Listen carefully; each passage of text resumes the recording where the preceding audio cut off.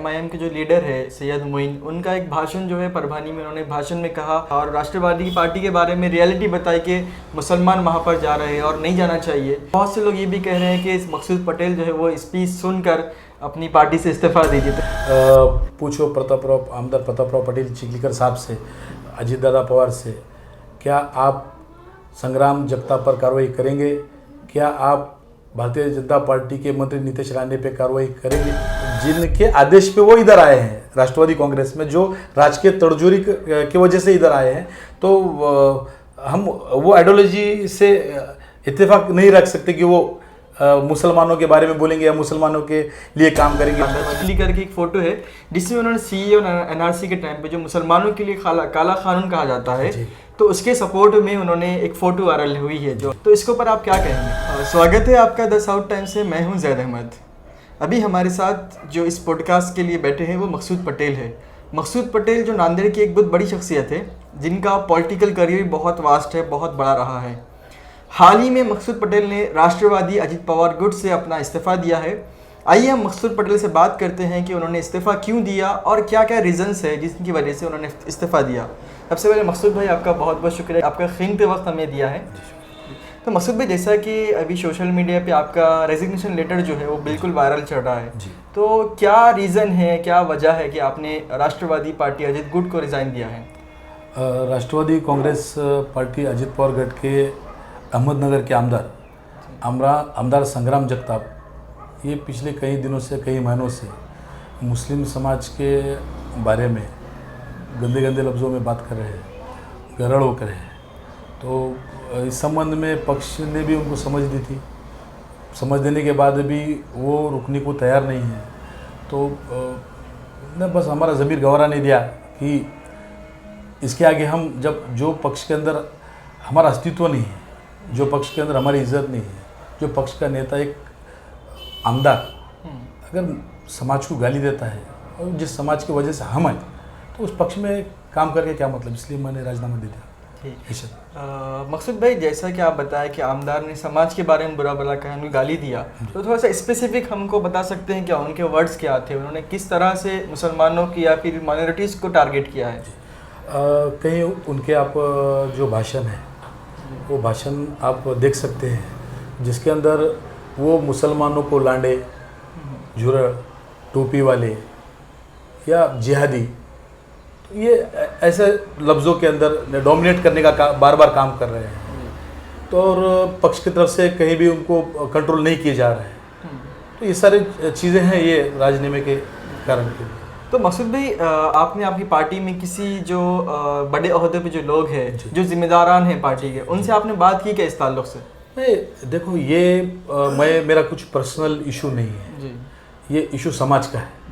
सारे जो हमारे समाज के, मुस्लिम समाज के जो माइनॉरिटीज़ के बड़े बड़े ओहदेदार हैं, डिस्ट्रिक्ट प्रेसिडेंट्स है, स्टेट प्रेसिडेंट है, स्टेट पदाधिकारी है, आमदार है, मिनिस्टर है, तो ये सब लोगों के सामने ये हो रहा है ना, किसी एक का इशू नहीं है, ये सारे समाज का इशू है। तो इतने बड़े लेवल पे रह के अगर हम एक आमदार को अगर नहीं रुका सकते बोलने से, अगर वो भी हमारे पक्ष के, जिनकी आइडियोलॉजी सो कॉल्ड सेकुलर हमको कहते थे, तो ये सारे पक्ष को पता है, दादा को भी इस बारे में पता है, सारे पदाधिकारी, सारे मिनिस्टर को उसके बारे में पता है, सारे महाराष्ट्र को पता है सारे इशू। तो इसके अंदर स्पेशली जाके उनसे बात करें या डिस्कशन करने का कोई इशू ही नहीं। अजीत पवार की जो पार्टी है उसमें और भी बहुत सारे मुसलमान हैं जी, तो कभी पार्टी ने कभी वो आमदार को जाके नहीं कहा कि आप ऐसा कैसा कैसे एक माइनॉरिटीज़ को? नहीं, एक मैं बाइट देखा हूँ आमदार इद्रिस नाइकवाड़ी की, जिसमें उन्होंने उसका विरोध किया था वो इशू पे से। बट कैसा है कि इद्रिस नाइकवाड़ी साहब भी आज हमारे स्टेट के प्रेसिडेंट है, आमदार है, और एक हमारी फैमिली के एक क्या बोलेंगे उसको, मुखिया है। तो परसुएशन करने का काम उनका था।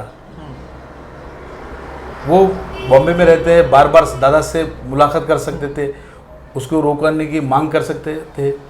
आज तक अभी तक उनका मेरे ख्याल से अभी कोई स्टेटमेंट भी नहीं है इस बारे के अंदर। जैसे कि ये एक मामला नहीं है जो मुस्लिम समाज के माइनॉरिटी को टारगेट किया जाता है, माइनॉरिटी के बारे में बुरा बुरा कहा जाता है।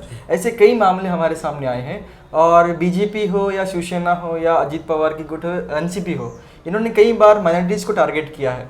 तो क्या आपको लगता है कि पॉलिटिक्स में मुसलमानों की या माइनॉरिटी की आवाज़ को कमज़ोर किया जा रहा है? देखो, भारतीय जनता पार्टी ये तो खुली मुस्लिम समाज की अपोजिशन, ये तो आपको दिख ही रहा है, पता ही है। बट आज एक बड़ा मुस्लिम समाज का एक बड़ा तबका राष्ट्रवादी कांग्रेस अजीत पवार गठ की तरफ जा रहा था। तो पक्ष के वरिष्ठ का काम था, राष्ट्रीय अध्यक्ष का काम था कि ये सारे इश्यूज को कंट्रोल करना, और ये सारे इश्यूज जो हो रहे हैं ये एक साजिश के तहत हो रहे हैं, मुसलमानों का मेंटली खच्चीकरण करने के लिए हो रहे हैं। अगला सवाल हमारा ये है कि अभी हाल ही में एमआईएम के जो लीडर है सैयद मोइन, उनका एक भाषण जो है परभानी में, उन्होंने भाषण में कहा, राष्ट्रवादी पार्टी के बारे में बुरा बुरा कहा और राष्ट्रवादी पार्टी के बारे में रियलिटी बताई कि मुसलमान वहाँ पर जा रहे हैं और नहीं जाना चाहिए। तो सवाल ये भी पैदा हो रहा है, बहुत से लोग ये भी कह रहे हैं कि मकसूद पटेल जो है वो स्पीच सुनकर अपनी पार्टी से इस्तीफा दे दी। तो इसके बारे में आप क्या कहेंगे? नहीं, ऐसा कुछ नहीं है। सैयद मोइन साहब का स्टेटमेंट मैंने भी सोशल मीडिया के माध्यम से सुना हूँ या उर्दू पेपर के माध्यम से मैं पढ़ा हूँ। ठीक है, वो लोगों की एक अपनी अपनी सोच होती है ना, तो वो सोच के हिसाब से लोगों का काम है कहना। मगर ऐसा कोई सैयद मोइन साहब के स्टेटमेंट से महाराष्ट्र में कोई ऐसा चेंजेस या होने वाली नहीं है। हर एक का एक ज़मीर होता है, और वो ज़मीर अगर गवारा ना करे कि जिस पार्टी में हम काम कर रहे हैं और उस पार्टी में हमको इंटरनली ख़त्म करने का काम किया जा रहा है, हमारे जिस समाज का हम प्रतिनिधित्व करते हैं उस समाज को हमारे सामने भला बुरा कहा जा रहा है, तो ठीक है, एक ज़मीर गवारा नहीं दे रहा है, जिसका ज़मीर गवारा नहीं दे रहा है वो लोग पार्टी से बाहर निकल रहे हैं। ऐसा कोई सैयद मोइन साहब के वो बड़े नेता है और उनके कोई स्टेटमेंट की वजह से ऐसा कुछ डेवलपमेंट परिवर्तन नहीं हो रहा है। जी, पिछले दिनों सोशल मीडिया पे नांदेड़ में है ना एक फ़ोटो बहुत वायरल हो रही थी, राष्ट्रवादी कांग्रेस के आमदार अजीत गुट के आमदार चिखलीकर की एक फ़ोटो है जिसमें उन्होंने सीए और एनआरसी के टाइम पे जो मुसलमानों के लिए काला कानून कहा जाता है, तो उसके सपोर्ट में उन्होंने एक फ़ोटो वायरल हुई है जो अभी रिसेंट में हमारे फेसबुक और सोशल मीडिया पर वायरल हुई। तो इसके ऊपर आप क्या कहेंगे? देखो, आमदार प्रताप पाटिल चिखलीकर अभी हमारे राष्ट्रवादी कांग्रेस पार्टी के आमदार है और नांदेड़ जिले के पार्टी के मुखिया है। और आप भले ये जानते हैं कि प्रताप पाटिल चिखलीकर साहब आमदार जो है वो किस आइडियोलॉजी से आते हैं। आप कुछ दिन पहले का आप TV9 का एक स्टेटमेंट भी आप निकाल के देख सकते हो कि जिसमें उन्होंने कहा कि राजकीय तडजोडीमुळे मला भारतीय जनता पक्षातून राष्ट्रवादी काँग्रेसमध्ये पाठवण्यात आलेला है। इस हिसाब से अगर देखें तो नांदेड़ के राष्ट्रवादी ऐसा भी हो सकता है कि भारतीय जनता पार्टी के कंट्रोल में चल रही है। तो ये कोई ऐसी बात नहीं है, नई बात नहीं है कि आइडियोलॉजी आज के डेट में चेंजेस वाली चल रही है यहाँ पर।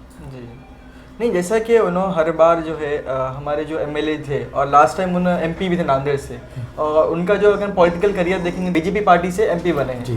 तो आपको क्या लगता है अगर कहीं नांदेड़ में मुसलमानों के लिए या फिर मुसलमानों की आवाज़ उठाने के लिए अगर उनसे कहा जाए तो वो उठा पाएंगे मुसलमानों की? नहीं, मुझे तो नहीं लगता, क्योंकि वो आइडियोलॉजी उनके पास है ही नहीं। जिस आइडियोलॉजी से वो आए हैं और उनके कहने के हिसाब से जिनके आदेश पे वो इधर आए हैं राष्ट्रवादी कांग्रेस में, जो राजकीय तड़जोड़ी की वजह से इधर आए हैं, तो हम वो आइडियोलॉजी से इत्तेफाक नहीं रख सकते कि वो मुसलमानों के बारे में बोलेंगे या मुसलमानों के लिए काम करेंगे।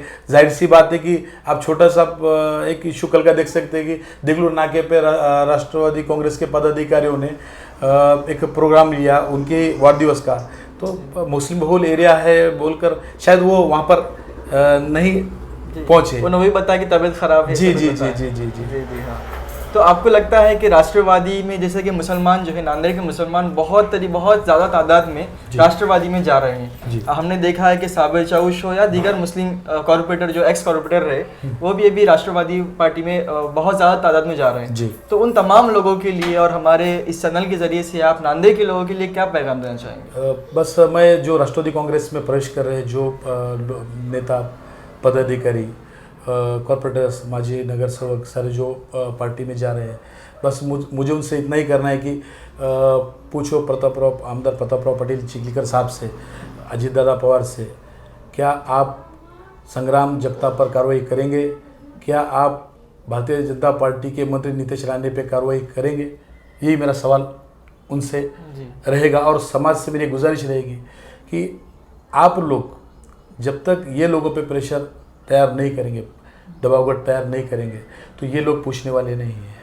अगर हमारे हक के बारे में कोई बात अगर नहीं करता है तो सीधी सी बात है कि मुस्लिम समाज भी आने वाले जो भी इलेक्शंस रहेंगे उसके अंदर राष्ट्रवादी कांग्रेस पार्टी का जल्द से अगर ये लोग कंट्रोल नहीं करती है तो इनको इनकी जगह सर्वसामान्य जनता बताएगी।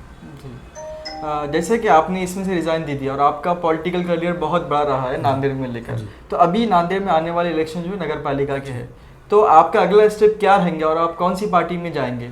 अभी तो उसके बारे में मैं अभी कुछ सोचा नहीं हूँ और देखते हैं। अभी तो मैं संगठन में से तैयार हुआ वाला कार्यकर्ता हूँ, तो ऐसा कोई ऐसा अर्जेंट चीज़ में तो नहीं है, बट सोचेंगे कि अगर हमारी समविचारी सेकुलर पार्टी या मुसलमानों को सपोर्ट करने वाली कोई पार्टी अगर काम करती है, अगर वो आइडियोलॉजी हमको पसंद आती है, तो इंशाल्लाह उसके बारे में आने वाले टाइम में हम सोचेंगे।